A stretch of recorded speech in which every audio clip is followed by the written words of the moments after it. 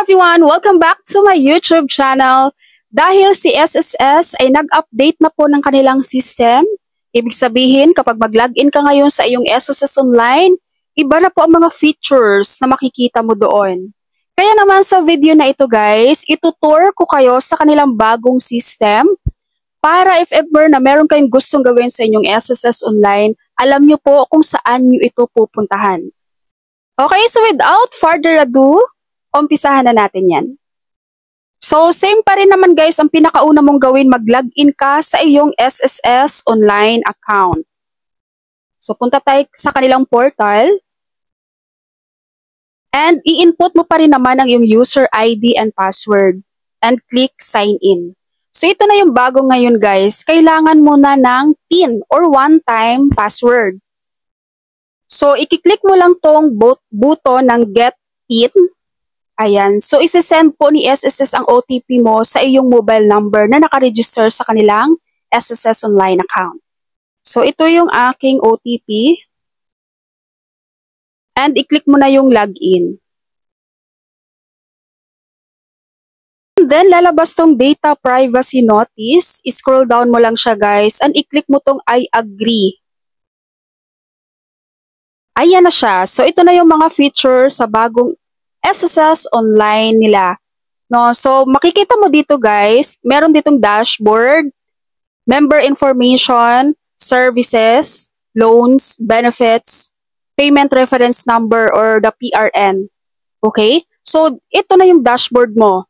Pag login mo guys, dashboard mo na agad yung mapasukan mo.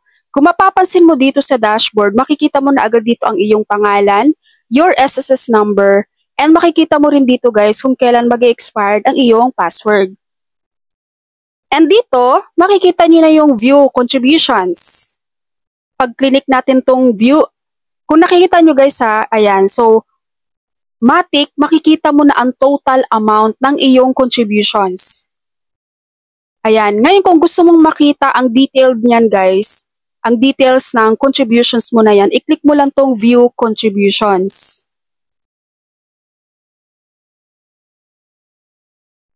So, ito na siya. Makikita mo lahat ng mga contributions mo, months and years.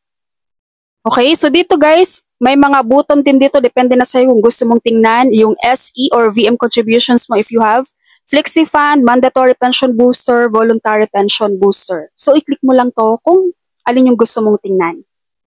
Malinaw sa contributions? And then kung gusto mo makita guys ang iyong member details, ito din siya, i-click mo lang yan. At kung gusto mo ring ma-check ang iyong SSS or UMID pay card upgrade kung pwede ka na, i-click mo rin tong button na to guys. So dito mo rin ma-check kung pwede ka na mag-upgrade ng iyong SSS UMID ATM pay card. Ayan, so kagaya sa akin, rejected kasi hindi pa po ako qualified for the UMID ATM pay card upgrade.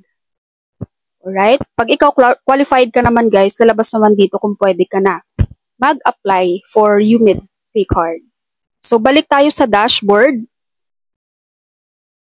And katabi naman ng view contributions guys ay pay contributions. So, para to sa mga voluntary or self-employed, no? So, dito kayo mag-generate ng PRN. Nakikita nyo to guys, yung generate a PRN, i-click nyo lang yan. Okay? Sa pay contributions. Ngayon naman, ang susunod niyan, meron ditong pay loans. Pay loans. So, i-click mo lang to guys. Ayan, ito. I-click nyo lang yan at magpo-proceed na rin kayo. So, ang gagawin ko kasi dito guys, kagaya nga ng sabi ko, this is only a tour. Ito-tour ko lang kayo sa system. So, kung gusto nyo, maggagawa naman ako ng separate video guys para sa mga actual tutorial. Like for example, how to generate PRN, how to change your membership status from employee to voluntary, no? So, gagawin ko po yan ng separate video. Kasi kung dito ko gagawin yan ngayon, guys, sobrang haba ang video natin. So, itutour ko lang kayo dito para alam nyo rin po at saan nyo pupuntahan. Okay? So, ito guys, sa taas, nakikita nyo naman yung member information. Pag i-click nyo yan, pwede nyo i-click ang member details, UMID, my contribution. So, yun yung kaninang diniscuss ko. And dito naman, next sa services, ayan, disbursement account. benefit redisbursement, auto-debit arrangement, voluntary pension booster. So, dito nyo yan matitingnan sa services button. And then the next one is loans.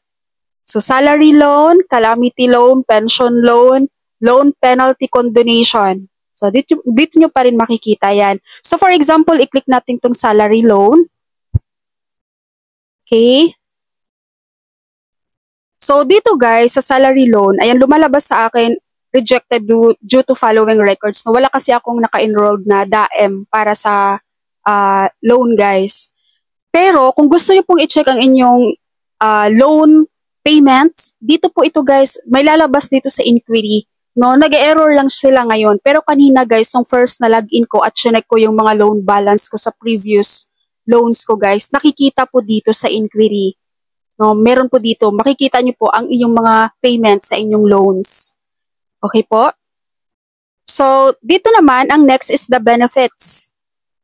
Nandito ang maternity, unemployment, sickness, disability claim, retirement plan, funeral claim, death claim. So, andito rin po guys. I-click nyo na lang po yan. Okay?